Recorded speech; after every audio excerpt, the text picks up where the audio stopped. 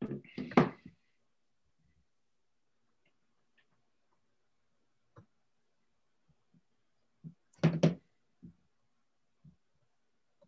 folks. We're just given a few seconds here for Zoom to let everybody in.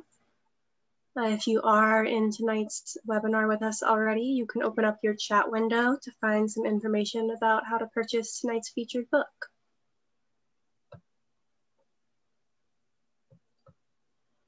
Good evening and welcome to tonight's live online author event with Greenlight Bookstore. I'm Chelsea from Greenlight, and we're excited to welcome you to our online event series, Squawkin Sports, hosted by Patrick Sauer and David J. Roth. For this installment, they'll be chatting with Rich Cohen about his new book, Pee-wee's, Confessions of a Hockey Parent. So you're in for an excellent time.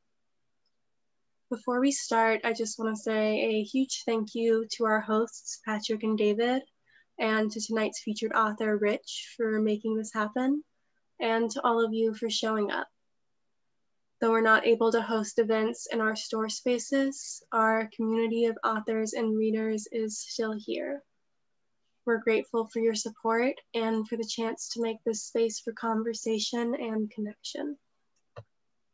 Now I have just a couple of housekeeping things. First, in our Zoom webinar tonight, you can see and hear the speakers, but they cannot see or hear you. They can see that you're here though, and you can see a count of your fellow attendees on the top of your Zoom screen. There are a couple different ways you can interact with the authors and with each other throughout tonight's event, which we highly encourage. The first is the chat, which you can find by clicking on the icon that looks like one speech balloon. You're welcome to post your comments and thoughts in the chat. That's a great way to show your appreciation for the author and to interact with fellow attendees. If you have a specific question you'd like to have answered by the author, please post that question in the Q&A module. You can find it by clicking on the icon that looks like two speech balloons. We'll be pulling questions only from the Q&A to be answered in the later part of the program. We are recording tonight's event, so look for video or audio versions on our social channels later on. And importantly, tonight's featured book, Pee-wee's, is available for sale from Greenlight Bookstore.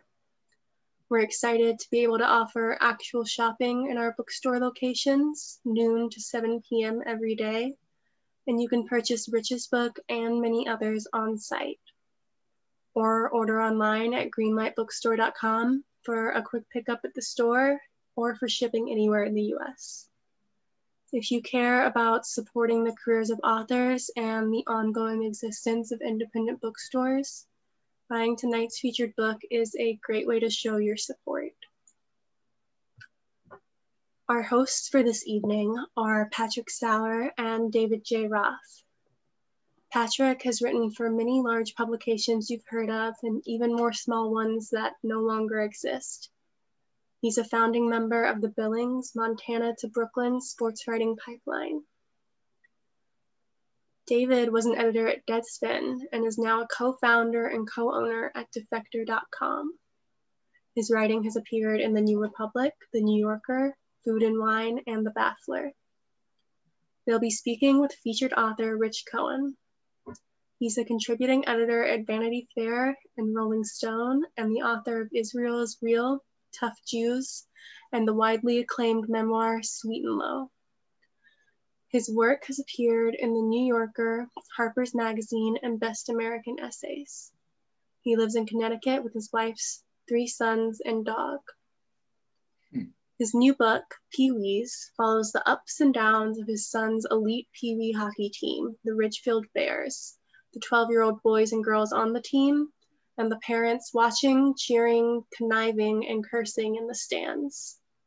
It's a book about the love of the game, the love of parents for their children, and the triumphs and struggles of both. Rich is going to start us off the reading from the book, and then he'll be talking with Patrick and David, and with all of you. Patrick, David, and Rich, please take it away. Chelsea.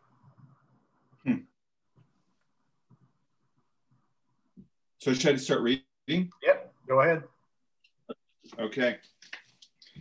This is about traveling around with your kids' hockey team and observing parents, including yourself, in the stand.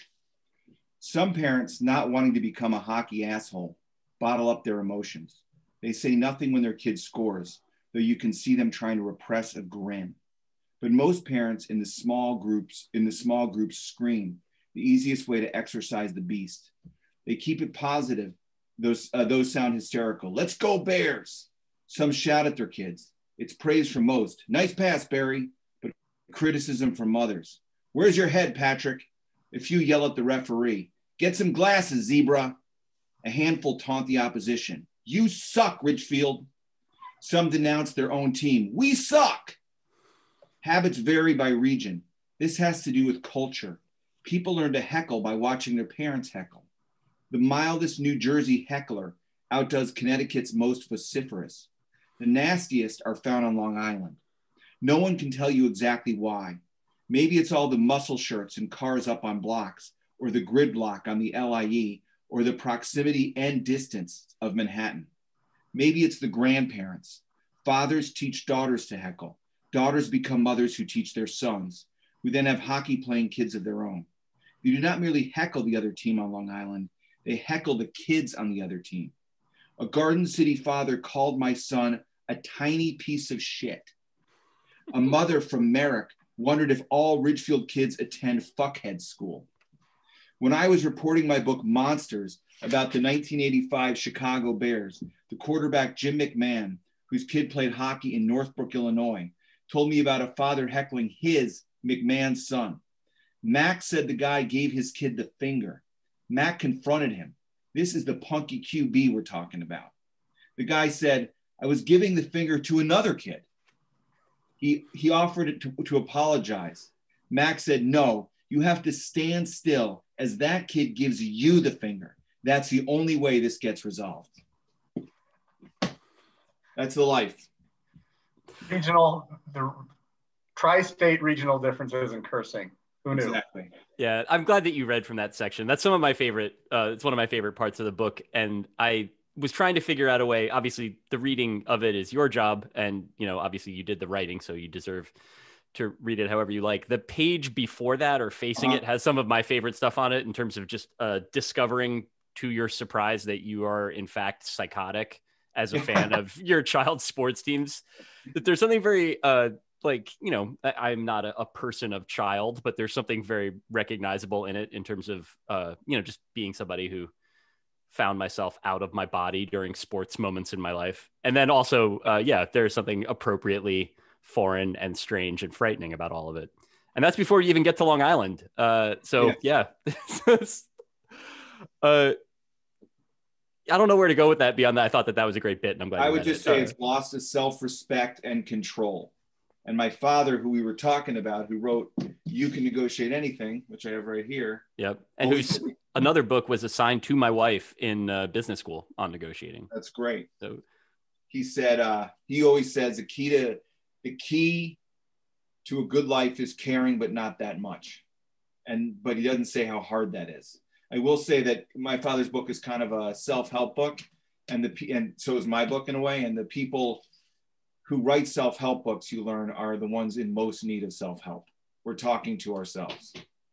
Did you know when you were at the games and you started to get out of control, at least even in your own head, whether it was screaming or just pacing back and forth, was this new behavior, or had you done this before in other, maybe as a fan or just in your own sporting life? Because your other two kids didn't really take to it. No, I never did this before. It was like suddenly, I remember once I had a dog and I howled at my dog, and my dog looked really confused and howled back. And the dog looked like he didn't even know he could do that, or that was in him. And that's kind of like what happened to me. I'm completely calm at baseball games, sporting events. I don't say anything. I don't care about other kids' games. I went to this, I started going to my kids' games, and the games started getting intense. And suddenly I discovered I have this other part of my brain that had been dormant. I call it the hockey cortex. I didn't even know it existed, but apparently it's there. and it lit up, and I found myself acting like a different kind of person. And can you explain what it is specifically about hockey versus is it hockey versus another sport, or is it just that connection with your son because he was the first to really take to a sport, or is there something intrinsic to hockey in you? Well, I think it's kind of is hockey and isn't hockey. I mean, I think the thing that makes it so intense and makes it a good subject for a book is that it is just parenthood amplified, and all the problems you see in society, you see at the hockey rink. It's like a microcosm, you know, with fairness, unfairness, people helping their own kids, people not helping other kids, all that stuff is just amplified. But hockey is especially intense because, first of all, it's a very fast moving game, and it's parents that spend a lot of money for these teams. And these are not all wealthy people, so the money really hurts. I mean, people are sacrificing other things so their kids could play at this level. It's a tremendous amount of travel, and it's a lot of tournaments. So you end up spending a lot of time with these other parents, more time than you've spent with anybody probably since college. So there's this kind of terrarium, like in the biosphere effect, where you're trapped with these people for good and for bad throughout the course of the season. And it's all each year. This is why it's like America. There's this grueling winnowing where you try out for the next team and the next team. And the feeling is if your kid doesn't make the right team, then your whole social life is going to change. And you're going to move from like the best table in the lunchroom to like maybe the worst table. I remember coming across a parent who was weeping. And I said, what's wrong? He said, my kid didn't make the AA team. Who am I going to eat with now? Who am I going to stay at a hotel with? Those are all my friends. I don't know what I'm going to do. And you actually sustain a loss of status. So it gets very, very intense. There's a bit in there that you mentioned in passing that I was struck by in reading the book, which is not just how you mentioned that it's very expensive. It's shockingly expensive. You said that basically to do this, to outfit a kid and to cover the travel and the team costs and everything starts at $10,000. It's something like that. I've never really done the math because I believe ignorance is bliss, and I'd rather not know. Right. I would rather not know either if I thought that I was spending that. You don't pay for it all at once. It gets stretched out. But then it's like everything else. Like I always thought the key to being a successful business person in America is figuring out a way to charge for stuff that's always been free, like water, you know, or 15 extra inches of leg room on a coach flight, all stuff that used to just be included. Same with hockey. So you got to get if your kid starts getting serious, and suddenly you got to get these private lessons and private instructors and then a certain kind of equipment and all that. And then when you do these tournaments, you have to pay extra money for that. And then there's travel. And if it's AAA, these kids get on, we're not at that level, but kids get on airplanes and there's hotels. So all that might be stuff that you don't even factor in originally, but once you start adding it up, yeah, that's how much you're talking about. And the season is long. I had no idea that the season was so long. Yeah, like that's 50 to 80 games. It's like a little mini professional season where, you know, you're just waiting to go there one day and get a little slip saying your kid's been traded to Milwaukee. Yeah. I mean, that's how close it's been. It was kind of nuts to think about, you know, if you're a kid of the 70s or the 80s, I don't know when it changed because I was in high school in the mid 80s. I only played football, so I only played 8 games. But you could play 3 or 4 sports a year, and most kids did, or they tried at this, they didn't do that. Do you know when it shifted? And it was just sort of slowly, is it like boiling the frog kind of thing? It just happened slow and then all at once? I think it's a couple things. One is high school hockey is still like that. High school hockey is still not that many games. So the kids who are really serious, they don't play high school hockey. They play for club teams. They play for AAA teams. They play for American juniors, or they play high school hockey, and then they also play for these other teams. So high school hockey is just not where the best hockey is played because you simply don't play enough. And I think some of it is like sort of like an arms race, you know, where, well, this kid's doing it and this is the next level. And it's like, then we have to go to that level too. And we have to go to that level too. I partly blame Malcolm Gladwell for all this. I think that was a big change. That book, good. We're all for blaming things on Gladwell. Yeah. Well, it's the 10,000 hours, man. It's the 10,000 hours to do anything. You have to do 10,000 hours of practice to become a master at anything. And a lot of people take that literally, and they seem to think that 10,000 hours is a lot of time. So you got to play a lot of games, and you got to play all year. And they don't seem to realize you could play 10,000 hours and still be really, really bad. You know, 10,000 hours doesn't mean you're good. And then also for the really good kids who are playing 10,000 hours, a practice, it doesn't feel like practice. You don't realize you're practicing. You think you're just screwing around and having fun. He would count that as practice. So there's been this just increasing professionalization, and the kids are better than they've ever been. I mean, they're light years better than when I was a kid. So, you know, but a lot of it is you're missing some of the intangibles. And like, we go away for the summer, or we go away from hockey for the summer, because I just think it's too much. It's too much for me. I don't know how parents do it. It's too much for me. And when we come back, sometimes there's kids my son play with, and we like been away, and they've been playing the whole time. And it's like that feeling if you come into work in the morning and there's a guy you realize has been there all night and he looks like total crap and he hasn't had any sleep. And that's kind of like the kids who play so much. It's like they're being ground into dirt. It's like they're being worked so hard that there's a danger those kids just come to loathe, you know, the sport if you're not. Yeah, that's the other side of the Gladwell point, which you make in the book as well, is that like it's about who tends to listen to Malcolm Gladwell. You know, that there's, and in this case there is definitely like this class and, you know, an economic valence just because of the cost of all of it. But in terms of the idea that like the point of this is to maximize your child's potential as a hockey player, even though, as you mentioned in the book, you know, that most of the parents know that these kids are not going to get college scholarships playing hockey. They're probably not even going to, you know, play in any sort of like organized facet after high school.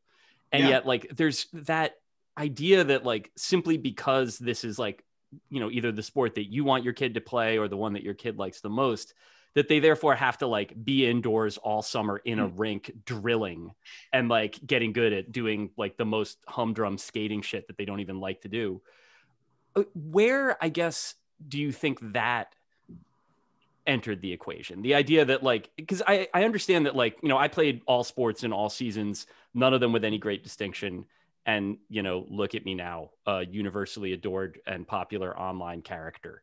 But well-known turtle owner. Yeah. I mean, I got it all working for me, but I mean, like, it also like my parents would not, I don't think have even known how to, if they were like, all right, well, he's best at basketball. He's playing basketball all year and we're getting him coaching and we're, you know, doing this and that with travel teams.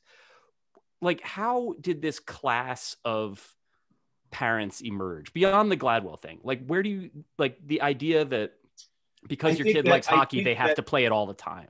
I think that for our parents, for my parents, my father was born in the, you know, early 30s, basically 1932, I think. It's like when I asked him how he entirely missed Elvis and rock and roll, which he did. He never gave up on Sinatra. It was Sinatra all the way through. He'd say, I was too busy working, earning a living. And that was like their attitude. Like, you know, the sports were something, they were just sports. It was like it wasn't important. And now it's become very important. And everything's become important. Like where you go to college has become important in a way I didn't consider it important, probably stupidly. Like if you went to Harvard or Yale, okay, fine, that might mean something. But after that, it made no difference. Where I grew up, if you went to University of Illinois, University of Michigan, University of, you know, Wisconsin, it didn't really matter. We're all going to end up together anyway in the same place. You're going to have a slightly different experience and be slightly colder or warmer. That was basically it. And now it's become like all these things determine where you are in life. And that's how American society is. It's like a zero-sum game. And it's not so much this desire to become great at hockey, but this fear of being left behind. You know, and these tryouts are so intense that this fear of what it's going to do to your kid if your kid doesn't make it. And maybe it's the best thing for your kid, but that's not what you're thinking. And this fear of being left behind, not only the kid, but you being left behind from that group of parents. I mean, I was joking about it, but I'm serious too.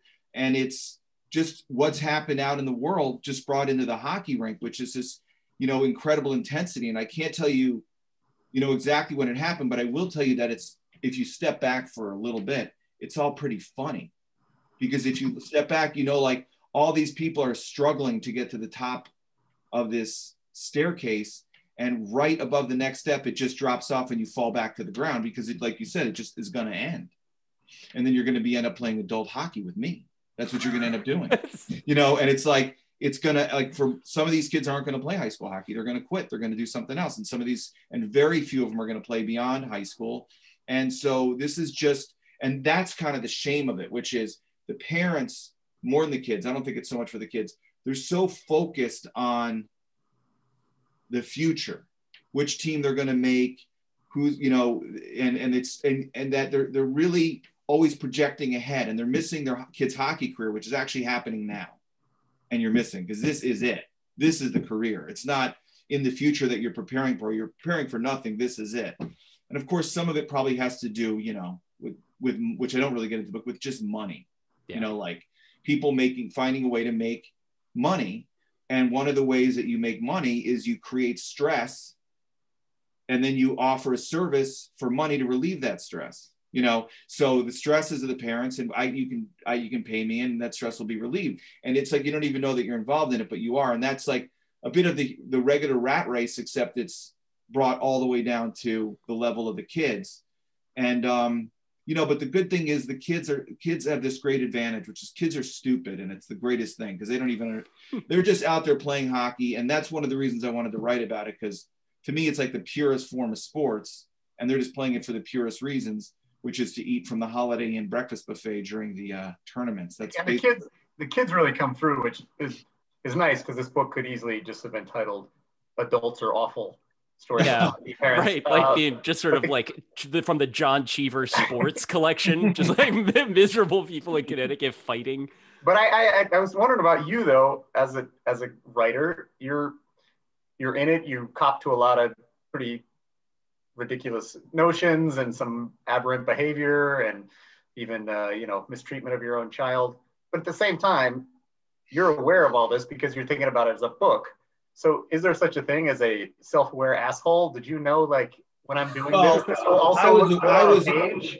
I was aware of, the fact that I was acting like an idiot, and like the people I had criticized before I was ever going to write a book. That's why I decided to write the book. It wasn't because I wrote the book, because I can't control myself. It's just so emotional and so intense. And when your kid does something well, it's so exciting. It's like watching the Cubs win the World Series every day. It's more exciting than the Cubs winning is your kid scoring a goal. That's how I felt about it. And then it becomes this kind of high that you feel like you're chasing, and then you want your kid to perform because you're the biggest fan in the world, in a way. So, and yet I was completely aware that it didn't matter, that it doesn't matter, that he's not a great hockey player. He's just a regular good hockey player at his level, which isn't a very high level, and yet it's like you could say, like, when you're dreaming you say, we know they're not going to go to the NHL, but when you're in a dream, you kind of know it's a dream, but you kind of believe that it's real too. I mean, you get kind of carried away and you kind of lose control of yourself. And I would always sort of really want to be very careful, like talking to people during these games, because I don't know what, it was like, you're like a drunk. I'd always say to the coaches, like, listen, I know you get pissed off at these parents, like the coaches are younger and they don't have kids. And I'm like, when you deal with some of the parents, look at it like you're dealing with somebody that's had 3 drinks. I mean, you normally would love this person. They're a little drunk on the whole experience, and you need to sort of carefully walk them out of the bar and realize that this is actually a pretty normal person in an intense moment that you're dealing with. So that's what fascinated me about it. And I called my sister up and said, why do I feel like this? Why am I like lying awake all night? I mean, why am I upset about this when I know it's something that doesn't matter? And she said, it's your kid. When your kid's out in the world and something's happened to your kid, it's not like it's happening to you. It is happening to you. You are your kid. And that's why I think it's more than just, youth hockey. It's about being a parent, really, and about the ways that it changes you in good ways and bad ways. And the fact is, I was in a situation where my kid's different than me, and I learned from him. He got shifted to a lower line at one point. I was really pissed off because I didn't think it should happen. I didn't think it was right. And I finally said to him, I was fighting with his coaches and stuff, and I said, why don't you care? He said, I don't care where they put me. It's hockey. What do I care? As long as I play hockey, it's like, to him, it's like there's no bad pizza. There's no bad hockey. You can't really mess it up. And that's one of the best things about hockey for kids, which is the parents are safely contained behind plexiglass and can't get at the kids. Yeah, that's like a really interesting tension throughout the book too, is that how the parental sort of like striving for like absolute control of this situation. The idea of like, not just like maximizing the kid's outcome, but in terms of being like, I need to know why this is happening. I need like this errant call from a previous game to be reversed so that everything is like just and ordered in the way that I want it to be. And then in the corner, just like, yeah, blasé, like kids just kind of like having fun, grab assing and eating burgers.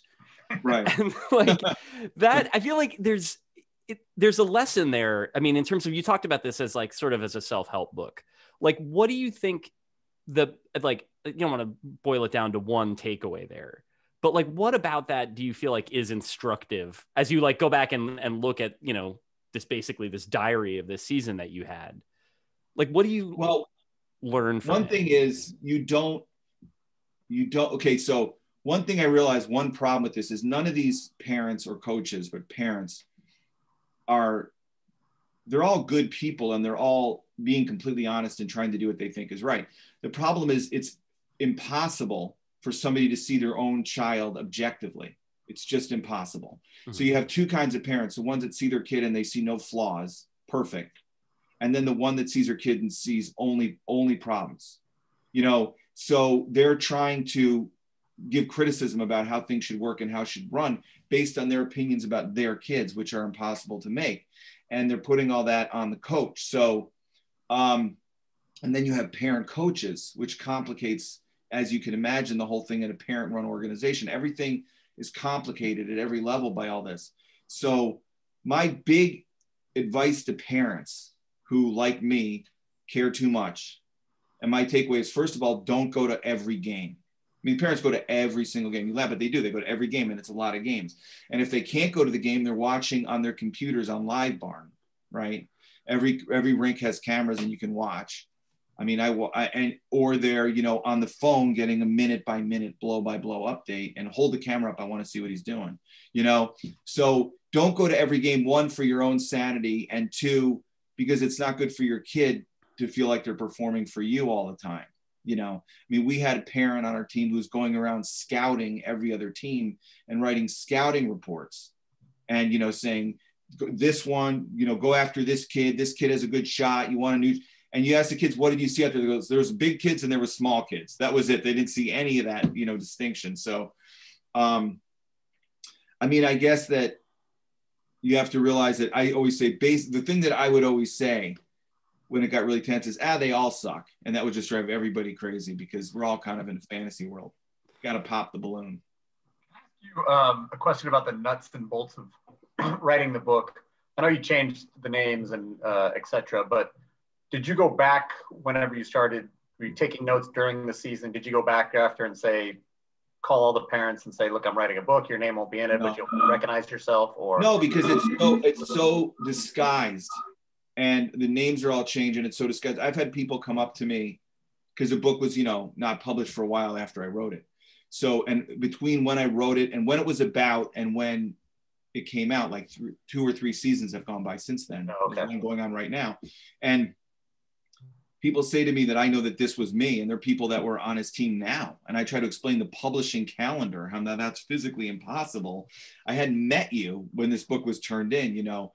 So, you know, I tried to just disguise it so much. And as far as notes and stuff, I mean, the thing is, the truth is, being as sick as I was writing so many text messages and emails during the games to my wife complaining.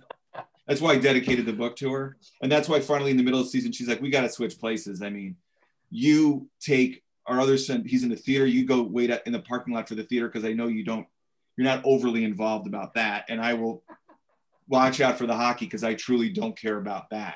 So maybe that's the way to go, just to switch to share the. Incredible that you were such a pervert that you could go back and do like primary source research of your own mania, like the way David Carr reported out his blackout in Night of the Gun. Like, you're just like.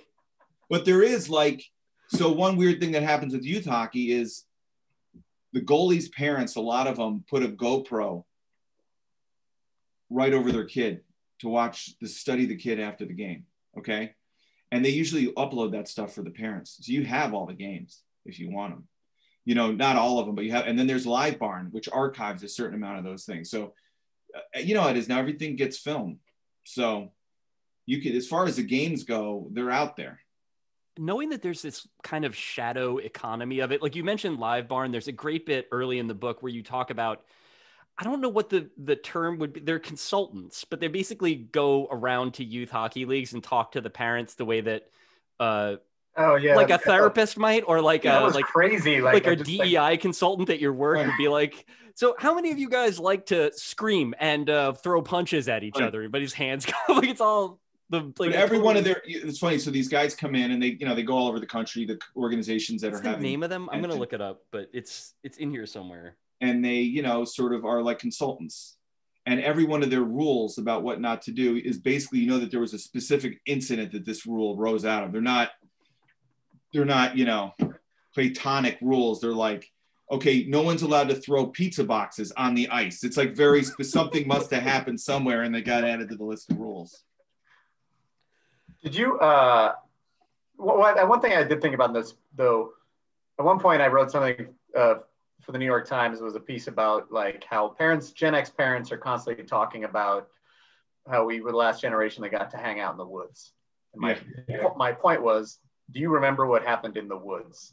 70s, I don't know, My Little League had a lot of sketchy characters. There was a lot of, like your Buttermaker from Bad News Bears. I mean, one kid on my team gave another kid a Quaalude, and then he chased him with an aluminum bat. And there was just a lot of stuff going on that would never really. Well, that's one of the things that was great about my son's hockey team, which is because it wasn't the top team, and some of the kids that probably were the most skilled were the most misbehaved or something. So, or whatever, they were a problem for the coaches, probably because they were too good for the organization. So they got sent down to our team for as a punishment, So we had this kind of team of some kids not as good, some kids pretty good, and then some Kelly Leak kids. But instead of one Kelly Leak, we had like a whole bunch of them. And it was funny when the season started, my kid would come out of the locker room and his eyes would just be like super wide. And he'd like, I just heard the most dirty words you can ever.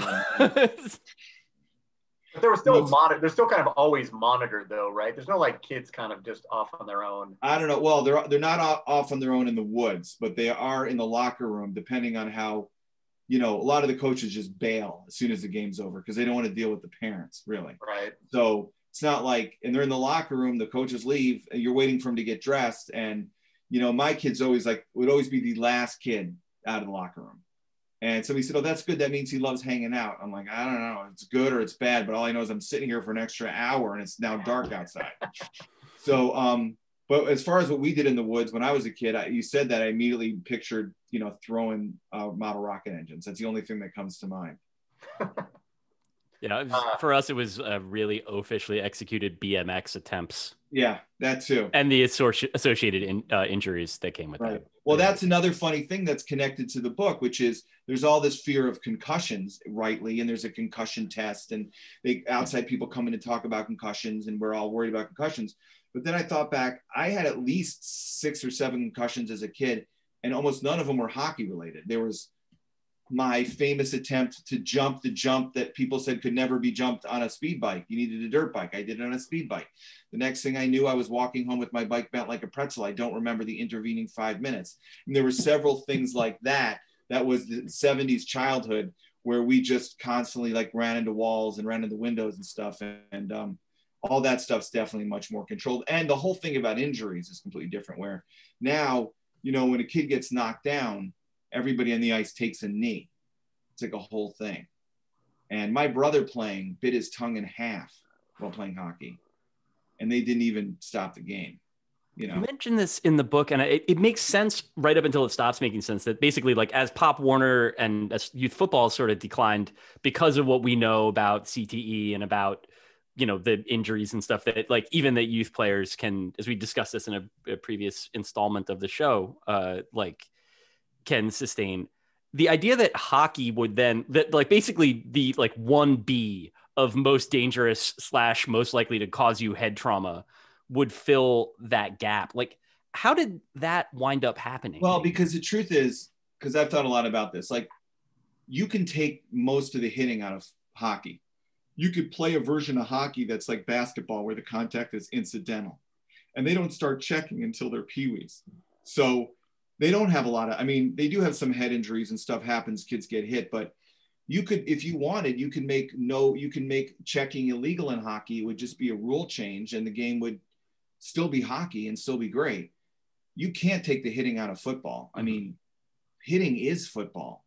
And if you study the concussion stuff, you realize A lot of the problems with football isn't even those big hits that we all know. It's the repetitive hits to the head. Yeah, it's line among the linemen. Yeah, low impact hits that even happen in practice. They happen. That's why they don't practice anymore. They practice in half pads. It's just the repetitive hits year after year after year after year. That's more damaging than the big hits. And I think some of these parents, they think they want their kids playing something that is a little physical, where they get knocked around a little. It's something that they liked and they think their kids will like and will make their kids tougher in some way, you know? So hockey's a good alternative. They don't want to go all the way and say, now you have to play tennis, you know what I mean? Or now you're going to play golf and make sure you know, listen to when people yell for. It's like they're going to. You can go play baseball, but now every kid has to get Tommy John surgery because they throw right. Yeah. 95 miles an hour, 14 straight pitches. Right. Again, that's like one of the other costs of specialization there too, is these kids have like 1,000 miles like of innings on their arms by the time they get to like high school. Well, there's that, but then that's definitely a thing. But I think the biggest problem is just spiritual, you know, grinding down. And the fact is that switching sports makes them actually better at the sports they do play, because all those skills, even sports, in my opinion, sports that seem unrelated, those skills carry over. You know, Micah played baseball all summer and got really good. And I would see him and he was just great at tipping the puck into the net, standing in front of the net and tipping the puck, because he was, you know, so focused on with the bat and the ball. It was just like a skill that he had that a lot of other kids didn't, because they didn't play a game like that. I want to read a comment, one of your people, Brent O'Connor. I need self-help when it comes to Pee Wee hockey. Now they have spring select to extend the season play. It's bananas. Yeah. So it's year-round. By the way, my kid, after all my tall talk here, he did that spring select. We had him play in the spring, you know. Well, so my nephew played high school lacrosse, and then he played indoor lacrosse in the winter. And he ended up playing Division III lacrosse. At one point, his mom did sort of wistfully say, I don't know, this became our entire high school. He played football and then lacrosse. Micah's not that old yet. He's not out of high school, right? No, he's an eighth grader. So have you given that any consideration? Like that you would look back and be like, okay, that was all we did for the last 5 years. Was that worth it? Or once you're in it, you're in it? It's this Jekyll and Hyde thing. I go back and forth. I mean, I remember driving. I love it, and I love watching the games, and I love getting to. But I remember driving. For some reason, a lot of the tournaments are around King of Prussia, Pennsylvania. I don't know. There's a big bunch of complexes there. And I remember driving in the winter to King of Prussia, and I was driving, and he was sitting next to me on the way to tournament. And I thought, I'm just going to keep going. I'm going all the way to California. I'm running away.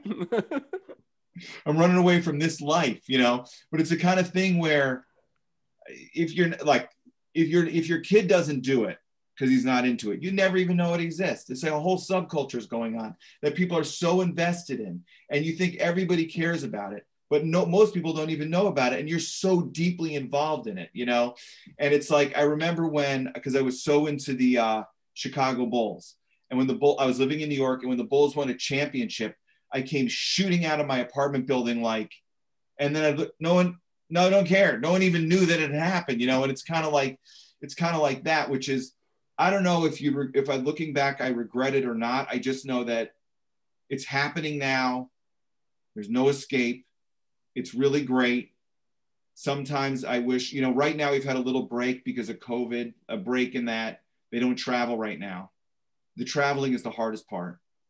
You know, the smell of hockey equipment is ungodly. Yeah. No one's ever invented a product that can remove that smell. It gets into your car. It turns your car into a complete piece of garbage.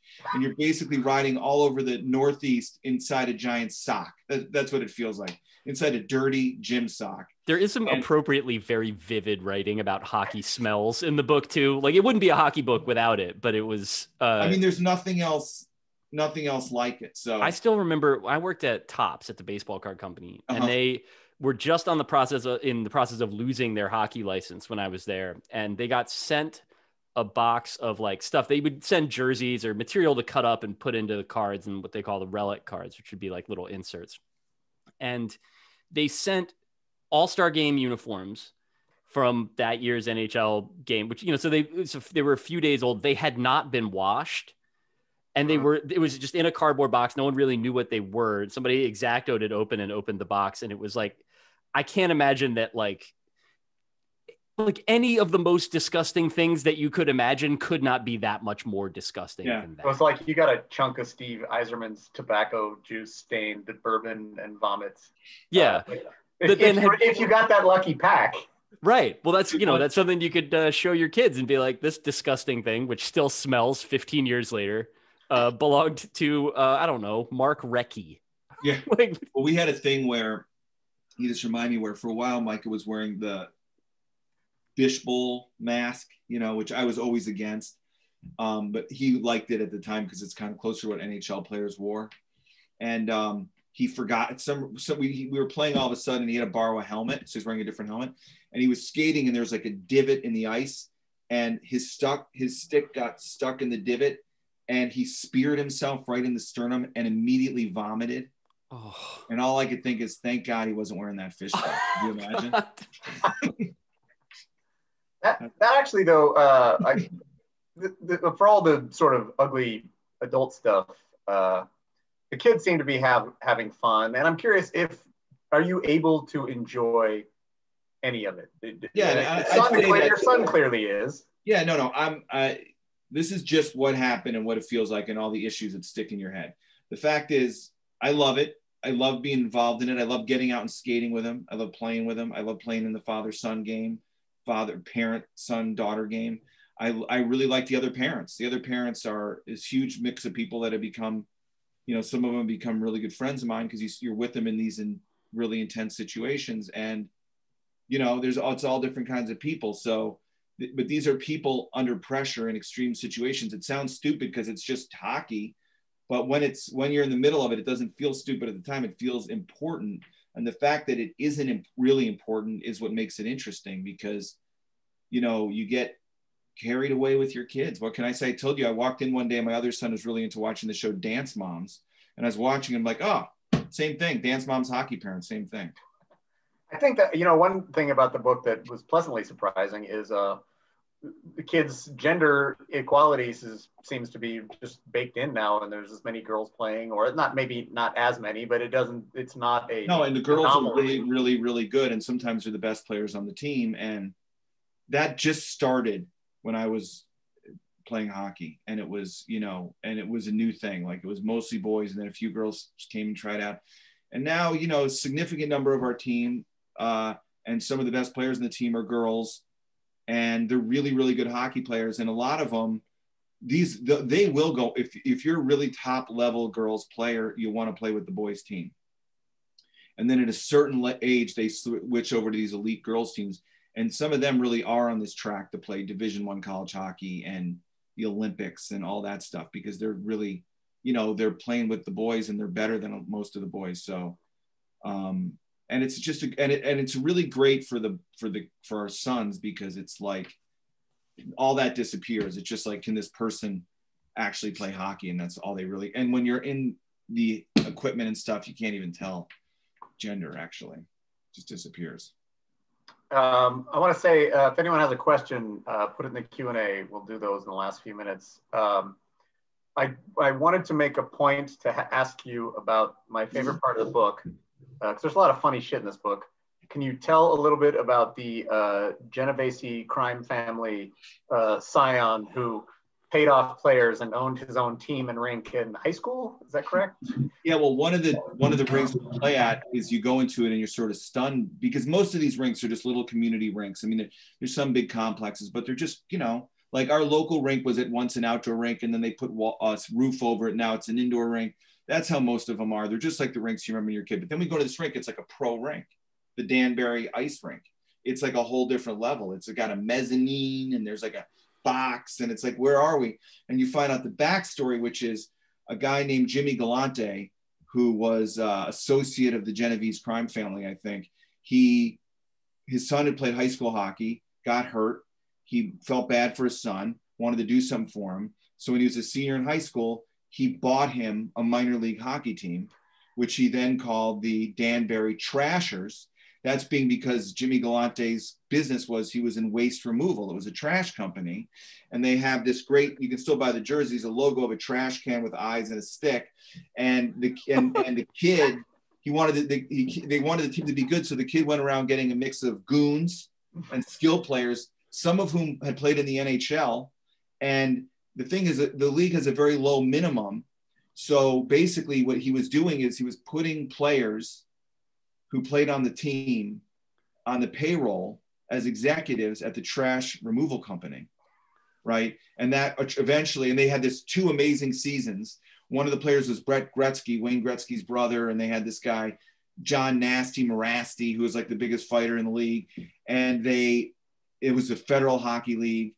And then ultimately the FBI came and shut him down, and Jimmy Galante went to prison, and it's a huge story.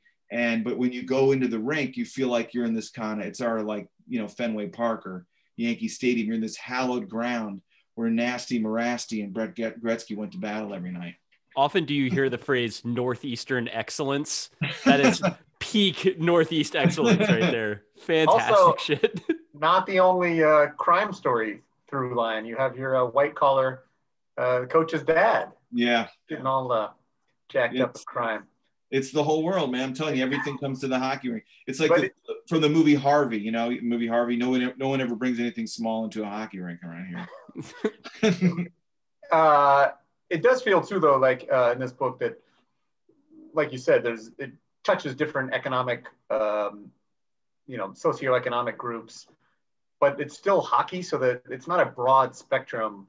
Right. It seems like a small, more dedicated. Once you get into it, you're in it, like you said. Does the kind of like class thing go by the wayside once, or you're all like the parents are together and yeah, I mean, so I start the book with the description of the parking lot, because you get a sense of this incredible economic cross section by the different kind of cars in the parking lot, which you see in every hockey rink. You have $100,000 cars and beat up old trucks that are held together by duct tape, and so for some people, the amount of money you pay for hockey doesn't mean anything. They have so much money. For other people, it means everything, and they're scraping everything together so their kids can play hockey. And they're traveling sometimes. Some people, if they go shopping for the best hockey program, will travel an hour. It'll become from an hour and a half away, which means an hour and a half, 3 hours of driving, 5 nights a week to get to this rink for these practices and these games. So, but once they get out onto the ice, it's not even like the kids are completely unaware of that. They don't care. They don't know. It's just not a thing. It's just, it's just hockey. And the thing about hockey is it is such an exciting game.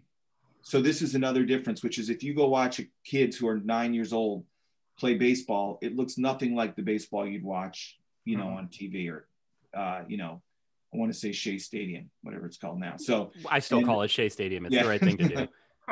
And if you go watch kids play basketball who are 9, it's not basketball like you know it. But if you watch good 9-year-olds who play hockey, it's hockey. It looks like hockey, and it's exciting. That's a part of it too. Like, these games are exciting. Like, some of them, that's one of the reasons I want to write it. I thought this is a sports story in its purest form, because these kids are playing mostly just because they love this game, and these games are exciting. And I've been at tournaments where I'm supposed to be at one rink watching my kid, and I get caught up by what's going on 2 rinks away. And it's so exciting, I can't pull myself away. So that's part of it too, which is, it's a good game. When you were writing this book, were there times when you were like, oh, did I really do this? I did this. All right, I got to bleed it out on the page and let you know, because it's honest. But there must have been some points you're like, do I really want everyone to know I was X? That usually happens in the rewriting part of it, Like, basically when I'm writing it, I tend to kind of go back, and I feel like just like I felt when it happened, and makes perfect sense to me, And you know what I mean? It's like, and I never really felt, even now, I don't really feel, I mean, I would like to have been a perfect person who didn't act the way I did or do what I did or didn't get caught up, but that I'm not. I never, ever have been, Did it bother your kid, or was he oblivious to a lot of it? He's like I said, kids are stupid. They don't know what's going on, So basically, he's got a different personality than me completely. And I saw this when he was little, which is when I played hockey, I played angry. I was angry when I played. If you said, did I have fun playing hockey? I'm like, I don't know if you call it fun. I was angry the whole time. And I always felt like somebody was doing something wrong to me and I had to go back and get justice from them. That's how I played hockey. And I told him at one point, like, he never was angry. And I'm like, this is sort of an angry game and you got to play it. And then I realized he's not angry. I mean, he doesn't play it angry at all. It's a completely different game for him. And maybe he'll be much better and play much longer because you kind of burn yourself out on anger. And that's whatever made me play like that kind of makes me feel like that when I'm at the rink. It's just, that's how it's always, was for me. That's when I was writing the Bears book, I hung out a lot with Doug Plank, who was a great safety for the Bears, known as the human missile, number 46. And he described how he played. And it was like, look, he's Doug Plank, and I'm just talking about playing as a peewee myself or something, but I completely understood. He's like, the way I played is I had to look at it like, something really wrong has happened to me personally, and I have to go out and take revenge for my family. He said, that's the mindset I had to get into play football every weekend. And that's a little bit like it was when I played hockey, which was why the handshake line was so great, because the handshake line was where you let all that go and say, okay, that was that. And now that's over. And we accept what happened there. But right from the beginning, I realized that my son is never going to be like that. He's never going to play that way. And he's probably like, a much better person with a better genetic makeup from me that probably comes from his mother. We should take some of the questions. We got a couple. Oh, we have two. So yeah, we had a clip, but we'll skip it because we have a couple of questions. Was it the Way to Go, Paul video? Was that the one that you pulled? No, it was just a kid. He bounced his puck off the back of his skate to put in a game-winning goal on purpose. Oh, wow. Yeah. Well, that's funny because like Micah has this move that he's been working on where it looks like he loses control. Oh, we lost the sound for a second. Ah, geez. You're doing so well. I know, we made it almost all the way through. Yeah, that's a shame. All right, Rich, are you there, bud? Oh, wait, there he is. Hello? Got me? Yeah, there you are. Okay. So, all right, I'm going to read the first question because it's from my friend, Bob Lawler. Okay. I coach my two kids, U10 girl and 13-year-old Pee-wee boy, in town hockey north of Boston. Growing up in the 80s, we had 3 kids from Medford, Mass. Town hockey go pro. Now town hockey is almost non-existent because of the ultra-competitive parents, all caps, and the business of select hockey. The select teams are creating ABC and even D-select programs for $2,000 more than town, and parents are trying to keep up. How do we protect town hockey and the kids who just want to play?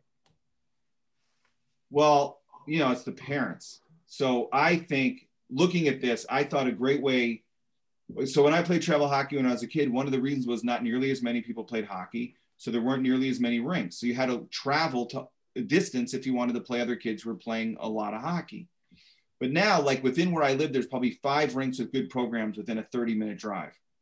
So I think what they should do is they should have set up these hockey leagues where you just play these 5 or 6 teams, because all the times when you're driving, you could be playing hockey, 5 or 6 teams that play each other, 10, 15 times a year. And you'll build up these rivalries and the kids won't want to leave the teams because they'll feel kind of a loyalty to the teams. As it is now, every year, half the kids leave or they go somewhere else. So there's no real bond. There's no such thing as really a team in the same way. So I think you could build up the loyalty to the town teams and get some of those kids to want to stay there and also keep the teams together. So that's another thing, which is, again, when I was a kid, we had AA and A, and it was 2 grade levels in each, thing. Like you were in 6th graders and 7th graders, 8th graders and 9th graders, whatever it was. So basically they kept those teams together, even if some kids progressed faster than others, and you'd play, the younger kids would be the A team, the older kids would be the AA team. So you're with the same kids year after year after year, unless there was some drastic reason to move somebody up because they were so great or hold somebody back because they're having problems. And that also created this kind of loyalty. But right now there's no loyalty to the programs and no loyalty to the teams. So then the teams need to sort of lock kids in and make as much money as possible before the kids leave. And then it becomes this cycle, and it's all, part of America, like people hiring special tutors to help them get into college or to help them with their college essays. And you know, it's all the same stuff where it's just become so hyper competitive and everybody's so afraid that if they don't do what the other kids are doing, their kids are going to miss out and they're going to be left behind. And I think the parents just have to chill out because the kids would very much like to stay and play for their local team, I believe.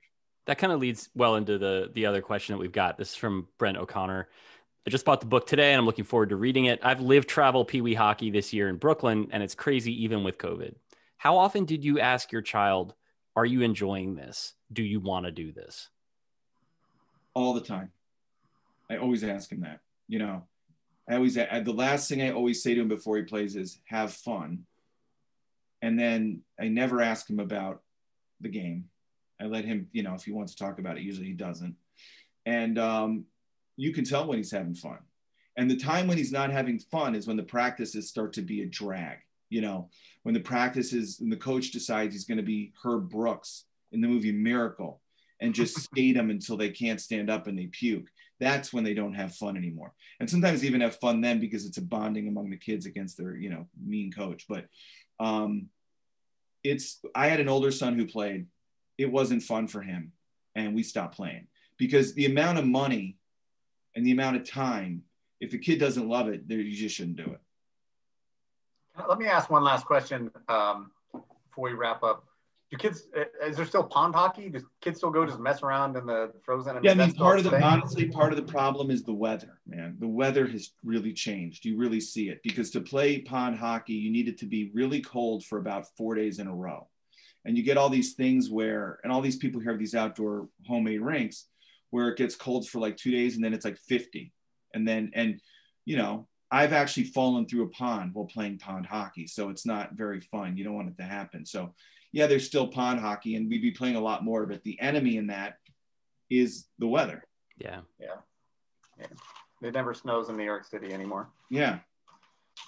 I'd like to imagine a past where people were playing on the Gowanus Canal. So idyllic just to think about. Well, there was a winter where because we were talking about this just the other day, I was driving him in hockey. He asked if people skated on Lake Michigan when I grew up. And I said, no, not really.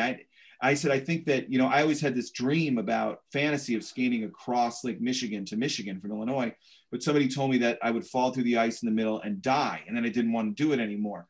But I just was saying to him that it used to be a lot colder. And there was a winter where New York Harbor froze. Did you know that? And yeah, I feel like I've seen like pictures of it. Yeah, there's pictures. People were driving cars out onto it. You could walk out to the Statue of Liberty. You could walk from Manhattan to Brooklyn. And, you know, that's just, I don't think that's happening again, unless we get into this, you know, horror movie kind of slingshot weather. Yeah. Or really, everybody just moves to Minnesota. Yeah. Sooner or later. I don't think it's as cold as it. I mean, in Chicago, one of the main things against Chicago as a place to live was how cold it was. It's not that cold anymore. Not like it was. So the book, I will show you right here. Rich Cohen, Pee Wee's. I also great. have a copy. Nice. I actually want to recommend another of Rich's books. It's my favorite business book ever written. It's called The Fish That Ate the Whale. And it's about a dude named Sam Zamrudi. How do you say it? Zamuri, who started off selling overripe bananas, or actually just ripe bananas, for like a penny, and grew so big that the United States threw a coup in Honduras to protect his business interests. Yeah, he took over United Fruit Company. That was the way. Solid one-line elevator pitch there. I like it. I will check it out. How that has never been made into a movie. He's like the most unsung, ruthless guy. Yeah, I don't understand Hollywood. It'd be a lot cheaper to just do the Danbury mob hockey movie as a movie. But you know, whatever. There's plenty of ideas out there. Dude, even the Danbury kid, the kid who won the team's name is AJ, like The Sopranos. It was like this is it. This is the Robert Eiler comeback project. Yeah. Finally. Soundtrack by Slipknot. Paul Newman always said his proudest work was in Slapshot. He did all his own skating. I want to say real quick, our next is 225. This book is out. You should get it. It is called The Eagles of Heart Mountain, A True Story of Football, Incarceration, and Resistance in World War II America. It's by Bradford Pearson. And it's about team of Japanese high schoolers in a Wyoming internment camp who started playing football and then started kicking ass everywhere during World War II. I haven't read it yet, but my father-in-law said it was excellent. So, and I visited it there last summer. The internment really? camp. I was mostly concerned about rattlesnakes. Uh, Lastly, I kind of didn't want to end this way, but I feel like I have to. Perhaps for the next one, because my mom used to take us to Cody, Wyoming. It was the first place I ever had smiley face pancakes. I'll do a formal tribute, but she died of COVID last week. And I just want to say, I was with her in a hazmat suit. Wear the mask, get the shot. She's one of many, and we don't need any more. I'm so sorry. Thank you. I hate to bring it down like that, but she also took me to Billings Bighorn games. Yeah. And one of the Trottiers, a lesser Trottier, dated a girl on my block. So we used to stand outside their house. You know that on a slightly different note, that Evel Knievel, I believe, is from Montana. Butte, son of Butte. And he played minor league hockey. Did you know that? I did not know he played minor Very league high level minor league hockey. And if you look it up on Google, there's a great picture of him, like, putting his gear on. it absolutely fits. That's the mentality. Yeah. It's like finding out that the guy that would become Macho Man Randy Savage was like a versatile on base percentage first minor league baseball player. You're like, oh, all right, I can kind of see it. I had a friend at the Montana Standard, that's Butte newspaper, when Evil was in his later days, and he would just come in and sit down and drink Jack Daniels and scream racist stuff at the I read the Rolling Stone story about him. So we'll end on that. Evil. Okay. Yeah. Pride of Montana. Rich's book is great, and it's very funny and heartfelt, and also you will realize adults are terrible and leave the kids alone. So thank you, Dave. Thank you, Rich. Take us out, please, Chelsea. Yeah. Thank you. Thanks. Yeah. Thank you so much, Patrick, David, and Rich, for tonight's wonderful conversation. And thank you, everyone, for showing up here with us tonight. Reminder, as Patrick said, to get Rich's book, Greenlight, if you're local to Brooklyn, is open for curbside pickup or limited in-store browsing, noon to 7, or you can shop online at greenlightbookstore.com anytime for curbside pickup or shipping anywhere within the US. And if you missed any part of tonight's event or just want to indulge in a rewatch, it'll be up on our YouTube channel, Greenlight Bookstore, within the next couple of days. So keep an eye on that and our social channels. You can find some information in the chat about February's Squawkin Sports, and you can also find that at greenlightbookstore.com/event. Thanks so much again, everyone, and have a wonderful rest of your evening. Thank you. Thanks very much. Bye, Mom. See ya.